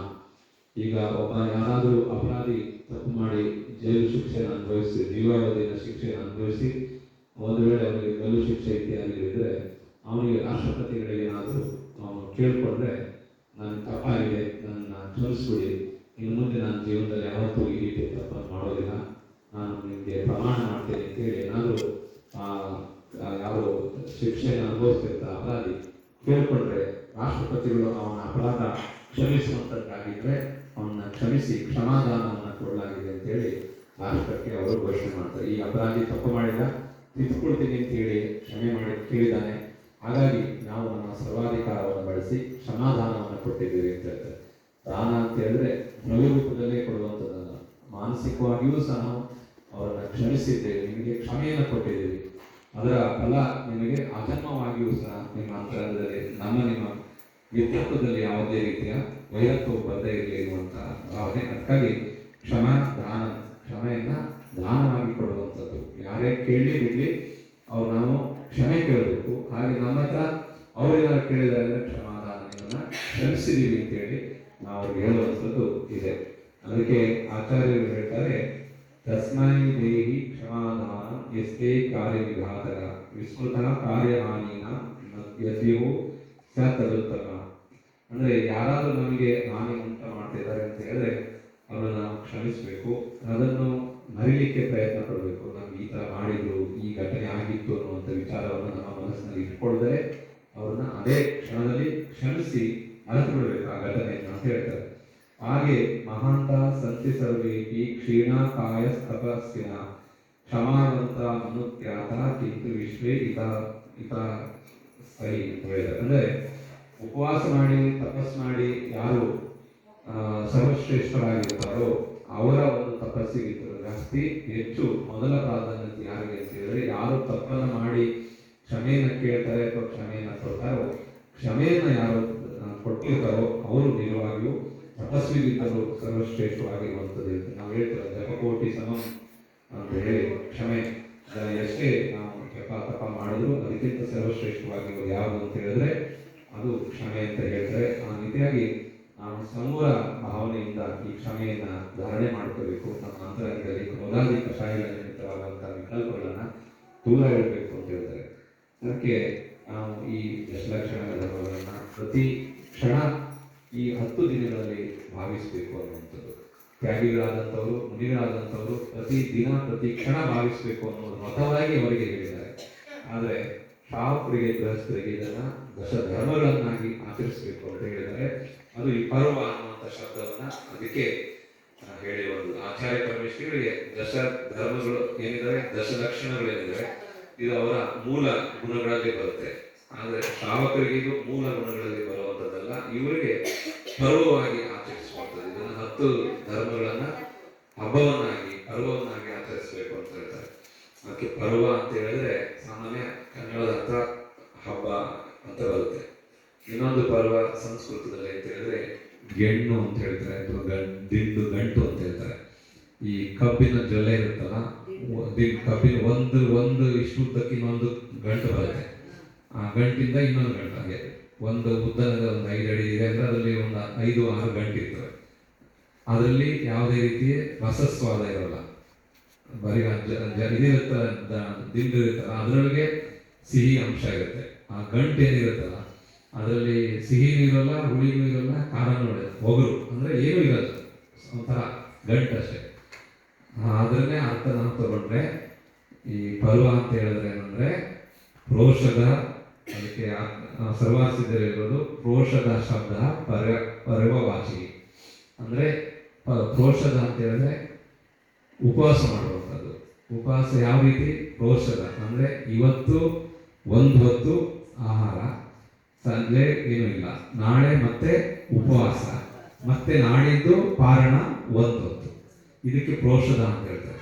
ಹೀಗೆ ಪರ್ವದಿನಗಳಲ್ಲಿ ಯಾವುದು ನಾವು ಮಾಡ್ತೀವಿ ಪ್ರೋಷದ, ಉಪವಾಸವನ್ನು ಮಾಡ್ತೀವೋ ಅದಕ್ಕೆ ಪ್ರೋಷದ ಅಂತಾರೆ. ಹಾಗೆ ಪರ್ವ ಅಂತ ಹೇಳಿದ್ರೆ ಇದು ಉಪವಾಸ ಅಥವಾ ತ್ಯಾಗ ಅನ್ನುವಂಥದ್ದು ಬರುತ್ತೆ. ಅದಕ್ಕೆ ದಶಲಕ್ಷಣ ಧರ್ಮದಲ್ಲಿ ಯಾವಾಗಲೂ ಒಗ್ಗರಣೆ ಹಾಕಲ್ಲ, ಉಪ್ಪು ಖಾರ ಹುಳಿ ಎಲ್ಲವೂ ಪಾಲಿಸ್ತಾರೆ. ಇಲ್ಲಿ ಹಬ್ಬ ಅಂತ ಹೇಳಿದ್ರೆ ಯಾವುದು ದೊಡ್ಡದಾಗಿ ಹಬ್ಬದ ರೀತಿ ಮಾಡೋದಿಲ್ಲ. ಇಲ್ಲಿ ಎಷ್ಟು ಸಾಧ್ಯವೋ ಎಲ್ಲ ತ್ಯಾಗ ಮಾಡಿಸಿ ಆತ್ಮನಿಗೆ ಸಂತೃಪ್ತ ಮಾಡುವಂಥದ್ದು ತ್ಯಾಗ, ಸಂಯಮ, ನಮ್ಮ ಆತ್ಮನನ್ನ ನಿಗ್ರಹ ಮಾಡಿಕೊಳ್ಳುವಂಥದ್ದು. ಇಷ್ಟು ದಿವಸ ಊಟ ತಿಂಡಿ ಮಾಡಿದ್ದೀವಿ, 10 ದಿವಸ ನಾವು ಊಟ ತಿಂಡಿ ಇಲ್ಲದೇ ಇರ್ತೀವಿ ಅಂತ. ಅದರಲ್ಲಿ 2 ರೀತಿ ಉಪವಾಸ ಅಂತ ಹೇಳಿದ್ರೆ 2 ರೀತಿ. ಒಂದು ದ್ರವ್ಯ ರೂಪದಲ್ಲಿ ನಾವು ವಸ್ತುಗಳನ್ನು ಬಿಟ್ಟು ಮಾಡುವಂಥದ್ದು, ಯಾವುದೇ ಅನ್ನ ಆಹಾರ ಇತ್ಯಾದಿಗಳಲ್ಲಿ ಇಂಥ ರಸತ್ಯಾಗವನ್ನು ಮಾಡಿ ನಾವು ಆಹಾರವನ್ನು ಗ್ರಹಣೆ ಮಾಡ್ತೀವಿ ಅನ್ನುವಂಥದ್ದು. ಇನ್ನೊಂದು ಸಂಪೂರ್ಣವಾಗಿ ತ್ಯಾಗ ಮಾಡುವಂಥದ್ದು, ಯಾವುದೇ ರೀತಿಯ ಅನ್ನ ಆಹಾರವನ್ನು 10 ದಿವಸಗಳವರೆಗೆ ನಾವು ತೆಗೆದುಕೊಳ್ಳೋದಿಲ್ಲ ಅನ್ನುವಂಥದ್ದು ಸಂಪೂರ್ಣ ತ್ಯಾಗ. ಇನ್ನೊಂದು ಆಹಾರ ತಗೊಳ್ತೀವಿ, 10 ದಿವಸ ಊಟ ಮಾಡ್ತೀವಿ, ಅದರಲ್ಲಿ ರಸ ಇರೋದಿಲ್ಲ, ಸಿಹಿ ಇರೋದಿಲ್ಲ, ಹುಳಿ ಇರೋದಿಲ್ಲ, ಖಾರ ಇರೋದಿಲ್ಲ, ಸಪ್ಪೆ, ಅಂದರೆ ಯಾವುದೇ ರೀತಿಯ ಶರೀರವನ್ನು ಪೋಷಣೆ ಮಾಡುವಂಥ ಆಹಾರವನ್ನು ತೆಗೆದುಕೊಳ್ಳೋದಿಲ್ಲ. ಶರೀರವನ್ನು ನಿಯಂತ್ರಿಸಿ ಆತ್ಮದ್ರವ್ಯದ ಕಡೆಗೆ ನಮ್ಮ ಗಮನ ಕೊಡುವಂಥ ರೀತಿಯಲ್ಲಿ ಆಹಾರವನ್ನು ಮಾಡ್ತೀವಿ ಅನ್ನುವಂಥದ್ದು ಅದು ಪ್ರೋಷದ ಅಥವಾ ಉಪವಾಸ ಅಂತ ಹೇಳ್ತಾರೆ. ಅದಕ್ಕೆ ಅನೇಕ ಜನ ಹೇಳ್ತಾರೆ, ನಾವು ಈಗೆಲ್ಲ ಹುಷಾರಿಲ್ಲ, ಕಾಯಿಲೆ ಕಸಾಲೆ, ಊಟ ಮಾಡುತ್ತೆ ಇರೋಕ್ಕಾಗೋದಿಲ್ಲ, ತ್ಯಾಗ ಮಾಡಿ ಉಪವಾಸ ಇರೋಕ್ಕಾಗಲ್ಲ, ನಮಗೆ ಮಾಡ್ಬೋದು ಅಂತಾರೆ. ಅದಕ್ಕೆ ಆಚಾರ್ಯ ಪರಮೇಶ್ವರ್ ಹೇಳಿದ್ರು, ಒಂದು ಉಪವಾಸ ಅನಶನ, ಉಪವಾಸ ಮಾಡಬೇಕು. ಇನ್ನೊಂದು ಅವಮೋದರ್ಯ, ಅಂದರೆ ಉಪವಾಸ ಮಾಡ್ಬೋದು, ಇಲ್ಲಾಂದ್ರೆ ಅವಮೋದರ್ಯ. ಅವಮೋದರ್ಯ ಅಂದರೆ ತಿನ್ನಲಿಕ್ಕೆ ಆಸೆ ಇದೆ ಆದರೆ ಅಲ್ಲಿಗೆ ನಿಯಂತ್ರಿಸೋದು. ಅಂದರೆ ಇನ್ನು ನಿಮಗೆ ಊಟ ಮಾಡಲಿಕ್ಕೆ ಇನ್ನು 1 ರೊಟ್ಟಿಯಷ್ಟು ಅಥವಾ 1 ಇಡೀ ಅನ್ನ ತಿನ್ನುವಷ್ಟು ಹೊಟ್ಟೆಯಲ್ಲಿ ಜಾಗ ಇದೆ, ಆಸೆ ಇದೆ ಇನ್ನು ತಿನ್ನಬೇಕು ಅಂತ. ನೀವು ದಿನನಿತ್ಯ 2 ರೊಟ್ಟಿ ತಿಂತಿದ್ರಿ, ಆದರೆ ಇವತ್ತು 1 ರೊಟ್ಟಿ ತಿಂದು ಅಲ್ಲಿಗೆ ಊಟ ನಿಲ್ಲಿಸುವಂಥದ್ದಕ್ಕೆ ಅವಮೋದರ್ಯ. ಅದು ಸಹ ಉಪವಾಸದಷ್ಟೇ ಫಲ ಸಿಗುತ್ತೆ. ನೀವು ಸಂಪೂರ್ಣ ಆಹಾರ ಬೇರೆ ದಿವಸ ಮಾಡ್ತಿದ್ರಿ, ಪರ್ವ ದಿವಸದಲ್ಲಿ ಇಲ್ಲ, ಸಿಟ್ಟಲ್ಲಿ ತ್ಯಾಗ ಮಾಡಿದ್ರೆ ಅದಕ್ಕೆ ಪುಣ್ಯ ಬರಲ್ಲ. ಸಿಟ್ಟು ಮಾಡಿದ್ದಷ್ಟೇ ಪುಣ್ಯ, ಪಾಪ ಬರುತ್ತೆ, ತ್ಯಾಗ ಮಾಡಿದ ಪುಣ್ಯ ಬರಲ್ಲ. ಹಾಗಾಗಿ ಅವಮೋದರ್ಯ ಅಂತ ಹೇಳ್ತಾರೆ. ಅಂದರೆ ಊಟ ಮಾಡಿ ಕೆಲವರು ಕಾಯಿಲೆ ಕಸಲ್ಲ, ಔಷಧಿ ತಗೊಳ್ಳೋದ್ರೆ ಇರೋಕ್ಕಾಗಲ್ಲ, ಉಪವಾಸ ಮಾಡಿ ಅಭ್ಯಾಸ ಇದೆ, ಅವಮೋದರ್ಯ ಮಾಡಿ 2 ರೊಟ್ಟಿ ತಿನ್ನೋ ಕೆಪಾಸಿಟಿ ಇದೆ ನಿಮಗೆ, 1 ರೊಟ್ಟಿ ತಿಂದು ನೀರು ಕುಡಿದು ನಿಲ್ಲಿಸಿ. ಹೊಟ್ಟೆಗೆ ಸಂತೃಪ್ತಿ ಮಾಡಬೇಕಲ್ಲ, ಪೂರ್ತಿನೇ ಊಟ ಮಾಡಿದ್ರೆ ಮಾತ್ರ ಹೊಟ್ಟೆ ಸಂತೃಪ್ತಿ ಆಗುತ್ತೆ ಅಂತೇನಿಲ್ಲ. ಹೊಟ್ಟೆಗೆ 1-2 ಥರ, ಒಂದು ಕೆಲಸ ಜಾಸ್ತಿ ಹೊಟ್ಟೆ ತುಂಬ ಊಟ ಮಾಡಿದ್ರೆ 2 ತಾಸು ಜೀರ್ಣ ಆಗುತ್ತೆ. ಅದೇ ನೀವು ಹೊಟ್ಟೆಗೆ ಸ್ವಲ್ಪ ಕಮ್ಮಿ ಆಹಾರ ಕೊಟ್ಟರೆ ನಮ್ಮ ಶರೀರದಲ್ಲಿ ಕೆಲಸ, ಯಾಂತ್ರಿಕ ಕೆಲಸ ನಿಧಾನ ಆಗುತ್ತೆ. ಹಾಗಾಗಿ ಅದು ಬೇಗ ಆಗಲ್ಲ. ನೀವು ಸಂಜೆ ತಂದ್ರೆ ನೋಡಿ ಈಗ ಬರುತ್ತೆ, ಇವರು ದಿನಕ್ಕೆ 24 ತಾಸಿಗೆ 1 ಸಲ ಊಟ ಮಾಡ್ತಾರೆ, ಆದರೂ ಅವರ ಶಕ್ತಿಲಿ ಯಾವುದೂ ಕಮ್ಮಿ ಆಗೋಲ್ಲ. ಅವರು ವಿಹಾರನೂ ಮಾಡ್ತಾರೆ, ಬೆಟ್ಟನೂ ಹತ್ತುತ್ತಾರೆ, ತಪಸ್ಸು ಮಾಡ್ತಾರೆ, ಧ್ಯಾನನೂ ಮಾಡ್ತಾರೆ, ಗಂಟೆ ಪ್ರವಚನವೂ ಮಾಡ್ತಾರೆ, ಅಥವಾ ಅದರ ಮಧ್ಯದಲ್ಲಿ ಕಾಯಿಲೆ ಕಸಾಲೆ ಇದ್ದು ಅದನ್ನು ಸಹಿಸ್ಕೊಳ್ತಾರೆ. ಶ್ರಾವಕರಾದರೂ ಗೃಹಸ್ಥರಾದಂಥವ್ರು 3 ಸಲ ಊಟ ಮಾಡಿದ್ರು ಮಧ್ಯದಲ್ಲಿ ಶಾರ್ಟ್ ಬ್ರೇಕ್ ಅಂತ ಬೇರೆ ಇರುತ್ತೆ. ಈಗ ತಿಂಡಿ ಮತ್ತೆ ಊಟಕ್ಕೆ ಮಧ್ಯದಲ್ಲಿ 2 ಶಾರ್ಟ್ ಬ್ರೇಕ್, ಒಂದು ಟೀ ಬ್ರೇಕು, ಒಂದು ಸ್ನ್ಯಾಕ್ ಬ್ರೇಕ್ ಅಂತ. ಈಗ ಮಧ್ಯಾಹ್ನ ಊಟಕ್ಕೂ ಮತ್ತೆ ಸಂಜೆ ಊಟಕ್ಕೂ ಮಧ್ಯದಲ್ಲಿ ಮತ್ತೆ 2 ಬ್ರೇಕ್ ಇರ್ತಾರೆ. ಇದೆಲ್ಲ ಆದ್ಮೇಲೆ ಕೊನೆಗೆ ಕೆಲವೊಂದು ರಾತ್ರಿ ಆಗೋಕ್ಕಿಂತ ಮುಂಚೆ ಇನ್ನೊಂದು ಬ್ರೇಕ್ ಇರುತ್ತೆ, ನೈಟ್ ಬ್ರೇಕ್. ಇದು ಕುಡಿಲಿಲ್ಲ ನಿದ್ದೆನೇ ಬರೋದಿಲ್ಲ, ಹಾಲು ಕುಡಿಲಿಲ್ಲ ನಿದ್ದೆ ಬರೋದಿಲ್ಲ, ಕಾಫಿ ಕುಡಿಲಿಲ್ಲ ನಿದ್ದೆ ಬರೋದಿಲ್ಲ, ಇಲ್ಲ ಹಣ್ಣು ಏನಾದ್ರು ತಿಂದ್ರೆ ಮತ್ತೆ ಹಂಗೆ ಖಾಲಿ ಹೊಟ್ಟೆಯಲ್ಲಿ ಮಲ್ಕೊಬಿಟ್ರೆ ಏನಾರು ಆಗ್ಬಿಡುತ್ತೆ ಅಂತ ಎದುರುತ್ತಾರೆ ಕೆಲವರು. ಇವು 12 ತಾಸು ಹಂಗೆ ಮಲಗಬೇಕಾಗುತ್ತೆ, ರಾತ್ರಿ 9 ತಾಸು. ಅದಕ್ಕೆ ನೈಟ್ ಬ್ರೇಕ್ ಹೋದು. ಹೀಗೆ ನಾವು ಎಷ್ಟು ಬ್ರೇಕ್ ತಗೊಂಡ್ರು ಒಂದು ಕಲ್ಲು ಎತ್ತಬೇಕು ಅಂದರೆ ಸುಸ್ತಾಗ್ತದೆ, ಅಥವಾ ಒಂದು 100 ಮೀಟ್ರು ಮಾರ್ಕೆಟ್ಗೆ ಹೋಗಿ ಬನ್ನಿ ಅಂತ ಹೇಳಿದ್ರೆ ಅಯ್ಯೋ ಆಗಲ್ಲ, ಬೇರೆ ಏನಾರು ಕಳಿಸ್ತೀವಿ ಅಂತಾರೆ. ಅದು ಹಿಂಗೆ ದಶಲಕ್ಷಣ ಪರ್ವದಲ್ಲಿ ಅಂತ ಬಂದರೆ ಇನ್ನೂ ಕಷ್ಟನೇ. ನಾನು ಒಂದೇ ಹೊತ್ತು ಮಾಡಿದ್ದೀನಿ, ನಾನು ನಡೆಯಲ್ಲ, ನಾನು ಏನೂ ಕೆಲಸನೇ ಮಾಡೋದಿಲ್ಲ, ನೀವೇ ಪಾತ್ರೆ ತೊಳ್ಕೊಳ್ಳಿ, ನೀವೇ ಬಟ್ಟೆ ಹೋಗ್ಕೊಳ್ಳಿ, ನಿಮ್ಮ ಕೆಲಸ ನೀವು ಮಾಡ್ಕೊಳ್ಳಿ, ನಾವೇನು ಮಾಡಲ್ಲ ಅನ್ನೋ ಪರಿಸ್ಥಿತಿ ಇರುತ್ತೆ. ಆದರೆ ದಿಗಂಬರ ತ್ಯಾಗಿಗಳು ಎಷ್ಟೇ ಅವರು ಆಹಾರದಲ್ಲೂ ಪಥ್ಯ ಇರುತ್ತೆ, ರಸ ಇರಲ್ಲ, ಹುಳಿ ಇರೋದಿಲ್ಲ, ಸಕ್ಕರೆ ಇರೋದಿಲ್ಲ, ಏನೂ ಇಲ್ದಿದ್ರು ಸ್ವಲ್ಪ ಪ್ರಮಾಣದಲ್ಲಿ ತಿಂದಿದ್ರು ಅವರ ಶಕ್ತಿಯಲ್ಲಿ ಯಾವುದೇ ರೀತಿಯ ಕೊರತೆ ಆಗೋದಿಲ್ಲ. ಅದೇ ನಿಜವಾಗಿಯೂ ಆಹಾರ ಪದ್ಧತಿಯ ಒಂದು ಲಕ್ಷಣ. ಹೆಚ್ಚು ತಿಂದಷ್ಟು ನಮ್ಮ ಶರೀರ ಕೆಲಸ ಜಾಸ್ತಿ ಮಾಡಿ ಅದನ್ನು ಬೇಗ ಹೊರಗೆ ಹಾಕುತ್ತೆ. ಅದೇ ಅಲ್ಪ ಪ್ರಮಾಣದಲ್ಲಿ ನಾವು ಶರೀರಕ್ಕೆ ಪೋಷಣೆ ಅಂತ, ಅದಕ್ಕೆ ಹೇಳ್ತಾರೆ ಪೋಷಣೆ ಅಂತ, ಶರೀರವನ್ನು ಪೋಷಣೆ ಮಾಡೋದು. ಈಗ ನೀವೆಲ್ಲ ಈ ಗಿಡ ಮರಗಳಿದ್ದಾವೆ, ನೀವು ಒಂದಿಷ್ಟು ಬುಟ್ಟಿ ತಗೊಂಡು ಗೊಬ್ಬರ ಹಾಕಿ ತಗೊಳ್ಳಲ್ಲ, ಅವಕ್ಕೆ ಎಷ್ಟು ಬೇಕು ಅಷ್ಟೇ ತಗೊಳ್ಳೋದು. ನೀವು ಅದು ಒಂದು ತಿಂಗಳಿದ್ರು ಒಂದು ಬುಟ್ಟಿ ಹಾಕಿದ್ರೆ ಅಂತ ಹೇಳಿದ ತಕ್ಷಣ ಗೊಬ್ಬರ ಬೇಗ ಅವ್ರ ಭೂಮಿಯೊಳಗೆ ಎಳ್ಕೊಳ್ಳೋದಿಲ್ಲ. ಈಗ ನೀವು ಒಂದು ದೊಡ್ಡ ಪಾತಿ ಮಾಡಿ, ನಾವು ಒಂದು ವಾರ ಇರೋದಿಲ್ಲ, ಹಾಗಾಗಿ ನೀರನ್ನ ಪೂರ್ತಿ ಒಂದು ವಾರದ್ದು ಒಂದು 7 ಕೊಡಪಾನ ನೀರು ಒಂದೇ ಸಲಿಗೆ ಭೂಮಿಯೊಳಗೆ ಹಾಕ್ಕೊಡ್ತೀನಿ, ಅವಾಗ ಗಿಡ ಕುಡಿದಿಟ್ಕೊಳ್ಳೋದು ಇಲ್ಲ. ಅದಕ್ಕೆ ಎಷ್ಟು ಬೇಕು ಅಷ್ಟೇ ತಗೊಳ್ಳೋದು. ಅದಕ್ಕೆ ನಂತರ ಪೋಷಣೆ ಅಂತಾರೆ.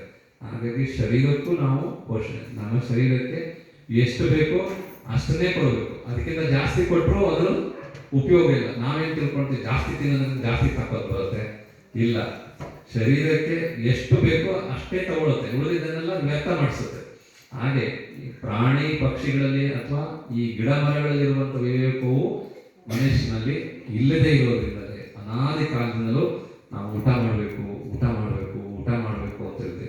ದಿನಾ ನಾವು ದೇವರ ಹತ್ರ ಪೂಜೆ ಮಾಡುವಾಗೆಲ್ಲ ಕ್ಷುಧಾರೋಗ ನಿವಾರಣಾಯ ಚಲೋಂ ನಿರೋಪಾಮಿ ಅಂತ ಹೇಳ್ತೀವಿ, ಮತ್ತು ನಾವು ಊಟ ಮಾಡೋದು ಬಿಡ್ತಾರೆ. ಅದಕ್ಕೆ ಭಗವಂತನ ಹತ್ರ ಯಾವಾಗಲೂ ನಮ್ಮ ಪ್ರಾರ್ಥನೆ ಉತ್ತಮವಾದಂಥ ಸಮಯ ಪಾಲಿಸುವಾಗ ಶರೀರ ಪೋಷಣೆಗೆ ಏನು ಆಹಾರ ಬೇಕು ಆ ರೀತಿಯಲ್ಲಿ ನಾವು ಆಹಾರವನ್ನು ಗ್ರಹಣೆ ಮಾಡಬೇಕು.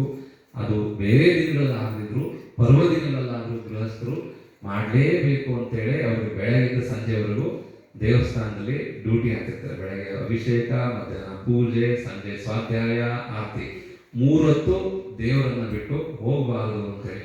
ಈಗೆಲ್ಲ ನಿಮಗೆ ಕೆಲವರು ಶಾರ್ಟ್ ಕಟ್ ಜನಗಳು ಬಂದ್ಬಿಟ್ಟಿದ್ದಾರೆ. 5 ತಾಸು ಪೂಜೆ ಮಾಡಿದ್ರೆ ಏನು ಉಪಯೋಗ, 3 ತಾಸು ಪೂಜೆ ಮಾಡಿದ್ರೆ ಏನು ಉಪಯೋಗ, ಯಾವ ಪೂಜೆ ಮಾಡಿದ್ರು ಅಷ್ಟೇ ತಾನೇ ಮಾಡೋದು, ಮೂಲ ಸ್ವಾಮಿಗೆ ಒಂದು ಪೂಜೆ ಮಾಡಿದ್ರೆ ಸಾಕು, ಒಂದು ಅರಿಕೆ ಕೊಟ್ಟರೆ ಸಾಕು, ನೀವು ಸ್ವಾಧ್ಯಾಯ ಮಾಡಿಬಿಡಿ, 4 ತಾಸು ಕೂತ್ಕೊಂಡು ಜಪ ಮಾಡಿಬಿಡಿ, ಇಷ್ಟೇ ಸಾಕು, ಈ ಪೂಜೆ ಯಾಕೆ ಮಾಡ್ತಾರೆ, ಅಷ್ಟೆಲ್ಲ ದ್ರವ್ಯ ಇಟ್ಟು ಯಾಕೆ ಪೂಜೆ ಮಾಡಬೇಕು ಅಂತ ನಾವು ಮನೆಯೂ ಹೇಳಿದ್ವಿ. ಈ ಪೂಜೆ ಎನ್ನುವಂಥದ್ದೇ ಅರ್ಹತ್ ಭಕ್ತಿಯ ಒಂದು ಭಾವನೆಯ ಪ್ರತೀಕವಾಗಿದೆ. ನಾವು ಎಷ್ಟು ಭಗವಂತನ ಹತ್ರ ಈ ದ್ರವ್ಯ ಪೂಜೆಯನ್ನ ಭಾವನಾಪೂರ್ವಕವಾಗಿ ಮಾಡ್ತೀವೋ ಅದರ ಫಲವೇ ನಮಗೆ ಸಿಗುವಂಥದ್ದು. ಪಾರ್ಶ್ವನಾಥ ಸ್ವಾಮಿಯ ಚರಿತ್ರೆಯಲ್ಲಿ ನಾವು ಓದಿದ್ದೀವಿ ಮೊನ್ನೆ. ಅರ್ಹತ್ ಭಕ್ತಿಯನ್ನು ಅವರು ಅತ್ಯಂತ ಉತ್ಕಟ ಭಾವನೆಯಿಂದ ಅವರು ಮಾಡಿದ್ರಿಂದ ಸೂರ್ಯ ವಿಮಾನದಲ್ಲಿರುವಂಥ ಭಗವಂತ ಪ್ರತಿಮೆಗಳು ಇದೇ ರೀತಿ ಇರುತ್ತವೆ ಅಂತ ಹೇಳಿ ಅವರು ಪೂಜೆ ಮಾಡಿದ್ರಿಂದಲೇ ಅವರಿಗೆ ನಂತರದ 3ನೇ ಭಾವದಲ್ಲಿ ತೀರ್ಥಂಕರ ನಾಮ ಪ್ರಕೃತಿ ಬಂಧ ಆಯಿತು ಅಂತ ಹೇಳಿ ಚರಿತ್ರೆ ಇರುತ್ತೆ. ಹಾಗಾಗಿ ನಾವುಗಳು 16 ಭಾವನೆಗಳನ್ನೇ ಭಾವಿಸಬೇಕು ಅನ್ನುವಂಥದ್ದಲ್ಲಿ ಯಾವುದಾದ್ರೂ ಒಂದು ಭಾವನೆ ನಮಗೆ ಇಚ್ಛಾ ಯಾವುದ್ರ ಮೇಲಿದೆ, ಪೂಜೆ ಮಾಡಲಿಕ್ಕೆ ಆಸಕ್ತಿ ಇದೆ ಅಂದರೆ ಪೂಜೆನೇ ಮಾಡಬೇಕು, ಅಥವಾ ಸ್ವಾಧ್ಯಾಯ ಕೇಳಲಿಕ್ಕೆ ಇಷ್ಟ ಇದೆ ಅಂದರೆ ಬಹುಶಃ ಭಕ್ತಿಯನ್ನು ಮಾಡಬೇಕು, ಅಥವಾ ನಮಗೆ ಮುನಿಗಳು ಸಾಧುಗಳ ಸೇವೆ ಮಾಡಲಿಕ್ಕೆ ಭಾವನೆ ಇದೆ ಅಂದರೆ ವೈಯಾವೃತ್ಯ ಭಾವನೆಯನ್ನು ಮಾಡಬೇಕು. ಯಾವುದಾದ್ರೂ ಒಂದು ಭಾವನೆಯನ್ನು ಮಾಡಿದ್ರು 16 ಭಾವನೆಗಳ ಫಲ ಅದರಲ್ಲಿ ಸಮ್ಮಿಲಿತವಿರುತ್ತೆ. ಅದಕ್ಕೆ ಶುದ್ಧ ಸಂಯುಕ್ತ ಭಾವನೆ ಪೂರ್ವಕವಾಗಿ ಅಂತೇಳಿ ಉತ್ತಮ ಶಬ್ದದ ಬಳಕೆ ಯಾಕಾಗಿದೆ ಅಂದರೆ ಈ ಉತ್ತಮ ಅನ್ನೋದು ಶ್ರದ್ಧಾಪೂರ್ವಕವಾಗಿ ಮಾಡುವಂಥದ್ದು. ಹಾಗೆ ದಶಲಕ್ಷಣ ಅಂತ ಹೇಳಿದ್ರು ಕೇವಲ ನಾವು ಒಂದು ಕ್ಷಮಾಧರ್ಮವನ್ನು ಪಾಲಿಸ್ತಾ ಹೋದ್ರು ನಮ್ಮ ಜೀವನದಲ್ಲಿ ಯಾರೇನೇ ಮಾತಾಡಲಿ ಯಾರೇನೇ ಮಾಡಲಿ ಉತ್ತಮ ಕ್ಷಮೆಯನ್ನು ನಾವು ಮಾಡ್ತಾ ಹೋದ್ರು ಉಳಿದ 9 ಲಕ್ಷಣಗಳು ಅದರಲ್ಲೇ ಬರುತ್ತೆ. ಅಥವಾ ನಾವು ಜೀವನ ಪರ್ಯಂತ ನಾನು ವ್ರತ ನಿಯಮಗಳನ್ನು ಪಾಲಿಸ್ಕೊಂಡು ಹೋಗ್ತೀನಿ ಅಂತ ಉಳಿದ ಎಲ್ಲವೂ ಅಲ್ಲಿ ಬರುತ್ತೆ. ವ್ರತಿಕನಾದಂಥವ್ರು ಕ್ಷಮೆ ಇಟ್ಕೋಬೇಕು, ವ್ರತಿಕನಾದಂಥ ವಿನಯ ಇಟ್ಕೋಬೇಕು, ವ್ರತಿಕನಾದವ್ರು ಮಾಯಾಚಾರ ಮಾಡಬಾರ್ದು, ವ್ರತಿಕನಾದವನಿಗೆ ಲೋಭ ಇರಬಾರ್ದು. ಹಾಗೆ ಅವನು ಉಪವಾಸ ಮಾಡೋದು ತಪಸ್ಸು, ಅವನು ಉಪವಾಸದ ಸಂದರ್ಭದಲ್ಲಿ ವಸ್ತು ಮಾಡೋದು ತ್ಯಾಗ, ಆ ಉಪವಾಸ ಸಂದರ್ಭದಲ್ಲಿ ಎಲ್ಲ ರೀತಿಯ ವಿಷಯ ಆಸಕ್ತಿಯನ್ನು ಬಿಟ್ಟಿರ್ತಾನೆ, ಬ್ರಹ್ಮಚರ್ಯ ಆಯ್ತು. ಅಂದ್ರೆ 10 ಲಕ್ಷಣಗಳಲ್ಲಿ 1 ಲಕ್ಷಣ ಧರ್ಮವನ್ನು ಮಾಡೋದು ಉಳಿದವು ಬರುತ್ತೆ. ಹಾಗೆ 16 ಭಾವನೆಗಳು ಒಂದು ಮಾಡೋದು ಎಲ್ಲವೂ ಬರುತ್ತೆ. ಅದರಲ್ಲೂ ಅರ್ಹತ್ ಭಕ್ತಿ ಭಗವಂತನ ಪೂಜೆ ಮಾಡುವಾಗ ಬರೀ ಒಂದು ಭಾವನೆಯ ಫಲ ಸಿಗದ. ಅರ್ಹತ್ ಭಕ್ತಿಯ ಜೊತೆಗೆ ಅರ್ಹಂತ ನಾವು ಪೂಜೆ ಮಾಡುವಾಗ ಅರ್ಹಂತ ಯಾರು ಅಂತ ಚಿಂತನೆ ಮಾಡಿದ್ರೆ ಅಲ್ಲಿ ಬಹುಶುದ್ಧ ಭಕ್ತಿ ಭಾವನೆ ಬಂತು. ಯಾಕೆಂದ್ರೆ ಅರಿಹಂತರ ಯಾರು ಅಂತ ನಮಗೆ ಸ್ವರೂಪ ಚಿಂತನೆ ಮಾಡ್ತಾರೆ. ಅರಿಹಂತರು 18 ದೋಷಗಳಿಂದ ನಿವೃತ್ತರಾದಂಥವ್ರು, ಸಮೋತ್ಸವದಲ್ಲಿರುವಂಥವ್ರು, ಚತುಷ್ಟಯಲ್ಲಿರುವಂಥವ್ರು, ಪಾತಿಹಾರ ಇರುವಂಥವ್ರು, ಇದು ಜ್ಞಾನ, ಸ್ವಾಧ್ಯಾಯ, ಶ್ರುತ, ಹಾಗೆ ಬಹುಶ್ರುತ ಬಂತು. ಹಾಗೆ ಅರ್ಹಂತ ಭಕ್ತಿಯನ್ನು ಮಾಡುವಾಗ ಅರಿಹಂತರ ಅಂತ ನಮ್ಗೆ ಹೆಂಗ್ ಗೊತ್ತು? ನಮ್ಗೆ ಗೊತ್ತಿರಲಿಲ್ಲ ಇವರೇ ಅರಿಹಂತರು ಅಂತ. ಇದನ್ನು ಯಾರು ಹೇಳ್ಕೊಟ್ರು? ನಮಗೆ ಆಚಾರ್ಯರು ಹೇಳ್ಕೊಟ್ರು. ಹಾಗಾಗಿ ಆ ಆಚಾರ್ಯರು ಹೇಳಿದಕ್ಕೆ ನಾವು ಇವ್ರನ್ನ ದೇವರು ಅಂತ ಕೈ ಮುಗಿದ್ವಿ. ಅದಕ್ಕೆ ಅಲ್ಲಿ ಆಚಾರ್ಯ ಭಕ್ತಿ ಬಂತು. ಹೀಗೆ ನಾವು ಒಂದೊಂದಕ್ಕೆ ಹೋಲಿಕೆ ಹಾಕಿ ನಾವು ಪೂಜೆ ಮಾಡುವಾಗ ಅದು ಬರೀ ಪೂಜೆ ಆಗಿರೋದಿಲ್ಲ, ದ್ರವ್ಯಾತ್ಮಕವಾಗಿರೋ ಅಕ್ಕಿ ಹಣ್ಣು ಏರಿಸ್ತಾ ಇದೀವಿ ಅಂತದಲ್ಲ. ಆ ದ್ರವ್ಯಸ್ಯ ನದಿಗಮ್ಮ ಯಥಾನುಭಾವ ಅಂತ ಯಾಕೆ ಹೇಳ್ತಾರೆ ಅಂದ್ರೆ, ನಾವು ಏನು ಮಾಡ್ತಾ ಇದೀವಿ ಅಂತ ಆ ಕ್ರಿಯೆ ಮೇಲೆ ನಮ್ಮ ಸಂಪೂರ್ಣವಾದಂಥ ಏಕಾಗ್ರತೆ ಇರಬೇಕು. ಏಕಾಗ್ರತೆ ಇಟ್ಟು ಮಾಡುವ ಪೂಜೆ ಫಲ ಅದು ಅರ್ಹತ್ ಭಕ್ತಿ ತೀರ್ಥಂಕರ ನಮ್ಮ ಪ್ರಕೃತಿ ಬಂದ ಮಾಡಲಿಕ್ಕೆ ಕಾರಣ ಆಗುತ್ತೆ. ಆ ನಿಟ್ಟಿನಲ್ಲಿ 3 ತಾಸು 6 ತಾಸು ಎಷ್ಟು ತಾಸು ಪೂಜೆ ಮಾಡ್ತೀವಿ ಅನ್ನುವಂಥದ್ದಲ್ಲ, ವ್ಯಾವಹಾರಿಕವಾಗಿ ಜನರಿಗೆ ಪೂಜೆಯಲ್ಲಿ ಹೆಚ್ಚು ಆಸಕ್ತಿ ಬರುತ್ತೆ. ಏಕೆಂದರೆ ಮಂತ್ರ ಬರುತ್ತೆ, ಅದರಲ್ಲಿ ಅರ್ಥ ಬರುತ್ತೆ, ಜಪ ಮಾಡಿಸ್ತಾರೆ, ಮತ್ತೆ ವಿಷಯ ಹೇಳ್ತಾರೆ, ಎಲ್ಲದರಲ್ಲೂ ಹೇಳ್ತಾರೆ. ಸ್ವಾಧ್ಯಾಯದಲ್ಲಿ ವ್ಯಾಕರಣ ಬರಬೇಕು, ಭಾವಾರ್ಥ ಬರಬೇಕು, ಶಬ್ದಾರ್ಥ ಬರಬೇಕು, ಮತ್ತೆ ಶ್ರದ್ಧೆ ಬರಬೇಕು. ಒಂದು ಚೂರು ವ್ಯತ್ಯಾಸ ಆದರೂ ಸ್ವಾಧ್ಯಾಯ ಫಲ ನಿಷ್ಫಲ ಆಗುತ್ತೆ. ಜಪ ಮಾಡಬೇಕು ಅಂದರೆ ಕೈ ಕಾಲು ಗಟ್ಟಿ ಇರಬೇಕು, ಒಂದೇ ಆಸನದಲ್ಲಿ ಕುತ್ಕೊಂಡು ಮಾಡಬೇಕು, ಬೇರೆ ಎಲ್ಲದಕ್ಕೂ ಬಹಳ ಕಂಡೀಷನ್ ಇದೆ. ಆದರೆ ಪೂಜೆಗೆ ಚೆನ್ನಾಗಿದೆ ದೇವರು. ಪೂಜೆ ಟೈಮಲ್ಲಿ ಜಪ ಮಾಡಿದ್ವಿ, ಪೂಜೆ ಟೈಮಲ್ಲಿ ಸ್ವಾಧ್ಯಾಯ ವಿಚಾರ ಕೇಳಿದ್ವಿ, ಪೂಜೆ ಸಮಯದಲ್ಲಿ ಎಲ್ಲ ನಮ್ಮ ಒಂದು ವಿಚಾರಗಳನ್ನು ತಿಳ್ಕೊಳ್ಬೇಕು. ಅದಕ್ಕೆ ಪರ್ವದಿನದಲ್ಲಿ ಹೆಚ್ಚು ಪೂಜೆಯನ್ನು ಮಾಡಿಸುವಂಥ ವಿಚಾರವೇ ಇದೇ ಕಾರಣಕ್ಕೆ. ಎಲ್ಲರೂ ತುಂಬ ಜನ ಬುದ್ಧಿವಂತರು ಇರೋದ್ರಿಂದ ಅವರು ಹೇಳಿದ್ದು ವೇದವಾಕ್ಯ ಅನ್ನೋ ರೀತಿಯಲ್ಲಿ ಪಾಲಿಸ್ತೀವಿ. ಆದರೆ ನಿಜವಾಗಿಯೂ ಶಾಸ್ತ್ರದ ಆದೇಶ ಇರುವಂಥದ್ದು ಯಾವುದನ್ನು ಯಾವ ಸಂದರ್ಭದಲ್ಲಿ ಮಾಡಬೇಕು ಅಂತ ಹೇಳಿದರೆ ಅದನ್ನು ಮಾಡಲೇಬೇಕು. ದಶಲಕ್ಷಣದಲ್ಲಿ 10 ದಿವಸ ಪೂಜೆ ಮಾಡಬೇಕು ಅಂತ ಹೇಳಿರೋದು ಇದೇ ಕಾರಣಕ್ಕೆ. ನೀವು 365 ದಿವಸ ಮಾಡ್ತಿರೋ ಬಿಡ್ತಿರೋ, 10 ದಿವಸ ಕಂಪಲ್ಸರಿ ದಶಧರ್ಮಗಳ ಪೂಜೆ ಮಾಡಬೇಕು. ಆ ದಶಧರ್ಮದ ಪೂಜೆ ಜೊತೆಗೆ ನಿಮಗೆ ಎಲ್ಲ 16 ಭಾವನೆಗಳು ಬರುತ್ತೆ. 10 ಧರ್ಮಗಳ ಲಕ್ಷಣ ತಿಳ್ಕೊಳ್ತೀರಾ. ತಿಳ್ಕೊಂಡ್ರೆ 1% ನಿಮ್ಮ ಮನಸ್ಸಿಗೆ ನಾಟಿದ್ರು ನಿಮಗೆ ಆ ಒಂದು ಸುಗೈ ಗಮನ ಅಂತ ಏನು ಹೇಳ್ತೀವಿ, ಮುಂದಿನ ಸದ್ಗತಿಗೆ ಹೋಗಲಿಕ್ಕೆ ಕಾರಣವಾದಂಥ ಪುಣ್ಯಾಸ್ತ್ರವನ್ನು ನಾವು ಮಾಡಿಕೊಳ್ಳಿಕ್ಕೆ ಸಾಧ್ಯ ಅಂತ ಹೇಳ್ತಾ, ತಾವೆಲ್ಲರಿಗೂ ಉತ್ತಮ ಕ್ಷಮಾಧರ್ಮದ ಗುಣ ಪ್ರಾಪ್ತಿಯಾಗಲಿ. ನಾವು ಅನಾದಿ ಕಾಲದಿಂದ ಜೀವದ ಒಂದು ಸ್ಪಂದನೆ ಆಗ್ತಾ ಇರುತ್ತೆ. ಕ್ರೋಧಾಧಿಕ ಶಾಯಗಳಿಂದ ಅನೇಕ ರೀತಿಯಲ್ಲಿ ಮನೋವಚನ ಕಾಯಿಗಳಿಂದಲೂ ನಾವು ದುಃಖವನ್ನು ಕೊಟ್ಟಿರ್ತೀವಿ, ನಮಗೂ ದುಃಖ ಆಗಿರುತ್ತೆ. ಹಾಗಾಗಿ ಪರಸ್ಪರ ನಾವೆಲ್ಲರೂ ಸಹ ಉತ್ತಮ ಕ್ಷಮೆಯನ್ನು ಕೇಳಿಕೊಳ್ಳುವ ಮೂಲಕವಾಗಿ, ಕ್ಷಮೆಯನ್ನು ನೀಡುವ ಮೂಲಕವಾಗಿ ವಿಶ್ವ ಮೈತ್ರಿ ಭಾವನೆಯನ್ನು ಮತ್ತು ಸ್ನೇಹ ಭಾವನೆಯನ್ನು ವೃದ್ಧಿ ಮಾಡಿಕೊಳ್ಳೋಣ. ಒಂದು ವೇಳೆ ನಾವು ಕ್ಷಮೆಯನ್ನು ಧಾರಣೆ ಮಾಡಿದ್ರು ಬೇರೆಯವರು ನಮ್ಮ ಮೇಲೆ ಕ್ಷಮ ಮಾಡ್ತಾ ಇಲ್ಲ, ಅವರು ಇನ್ನೂ ನಮ್ಮಲ್ಲಿ ದ್ವೇಷ ಮಾಡ್ತಾ ಇದ್ದಾರೆ ಅಂತ ಹೇಳಿದ್ರು, ಅವರ ಬಗ್ಗೆ ನಾವು ಮತ್ತೆ ವಿಪರೀತ ವೃತ್ತಿಯನ್ನು ಮಾಡದೆ ಮಧ್ಯಸ್ಥ ಭಾವನೆಯನ್ನು ಮಾಡಿಕೊಂಡು ನಮ್ಮಿಂದ ಅವರಿಗೆ ಯಾವುದೇ ರೀತಿ ತೊಂದರೆ ಆಗೋದಿಲ್ಲ, ಅವರಿಗೆ ಆದಷ್ಟು ಒಳ್ಳೆ ರೀತಿಯಲ್ಲಿ ಮನಸ್ಸು ಪರಿವರ್ತನೆ ಆಗಲಿ. ನಮ್ಮದು ಅವ್ರ ವ್ಯವಹಾರ ಯಾವುದೇ ಉದ್ವೇಗಕ್ಕೂ ಹೋಗಬೇಡ, ಮಧ್ಯಸ್ಥ ಭಾವನೆಯಲ್ಲಿ ಅವ್ರು ಏನೇ ಅಂದರೂ ನಾವು ಅದನ್ನು ಕೇಳಿ ಸಹಿಸಿಕೊಳ್ಳುವ ಅನ್ನುವಂಥ ಭಾವನೆಯನ್ನು ಮಾಡುವ ಮೂಲಕವಾಗಿ ಉತ್ತಮ ಕ್ಷಮಾಧರ್ಮದ ಆಚರಣೆಯನ್ನು ಮಾಡೋಣ. ಕಮ್ಮಾಮಿ ಸರ್ವಜೀವಾಣಾಂ ಸರ್ವೇ ಜೀವಕಮಂತು ಮೇ ನಿತ್ತಿಮೇ ಸೌವಭೂಯೇಷು ವೈರಂ ನಜ್ಜನ್ನ ಕೇಣಮೇ ಸತ್ವೇಷು ಮೈತ್ರಿಂ ಗುಣೇಶು ಪ್ರಮೋದಂ ಕ್ಲಿಷ್ಟೇಷು ಜೀವೇಷು ಕೃಪಾಪರತ್ವಂ ಮಾಧ್ಯಸ್ಥಭಾವಂ ವಿಪರೀತವೃತ್ತೋ ಸದಾ ಮಮಾತ್ಮಾ ವಿದಧಾತು ದೇವ ಸದಾ ಮಮಾತ್ಮಾ ವಿದಧಾತು ದೇವ. 24 भगवान की उत्तम दशलक्षण धारण की षोडश कारण भावना की श्रीमती माता जी की जय।